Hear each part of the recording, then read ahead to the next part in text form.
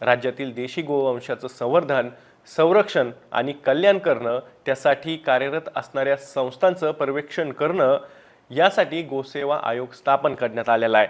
त्या आघाडीवर गेल्या 2 वर्षात आयोगाची कामगिरी काय याचा ताळेबंद कधीतरी मांडला पाहिजे। गोवंश हत्याबंदी कायदा केल्यानंतर देशी गायींची संख्या वाढण्याऐवजी कमी झाली आहे। देशी गायींच्या जतन संवर्धनासाठी वेगळा दृष्टिकोन ठेवून धोरण आखलं पाहिजे। गायींच्या स्थानिक जातींवर सखोल संशोधन व्हायला हवं। देशी गोवंशाच्या स्थानिक जाती शोधणं, त्याचं पालन करणाऱ्या लोकसमूहाचं ज्ञान विकसित करणं आणि ते तयार करत असलेल्या मूल्यवर्धित उत्पादनांसाठी बाजारपेठ उभी करणं, या त्रिसूत्रीवर काम करण्याची गरज आहे। त्यासाठी गोसेवा आयोगानं योगदान देणं अपेक्षित आहे। पण मूळ उद्देश सोडून धार्मिक ध्रुवीकरणाचा अजेंडा अप्रत्यक्षरित्या राबवण्यासाठी साधन म्हणून आयोगाचा वापर केला जात असेल तर ते सर्वार्थानं अनुचित आहे।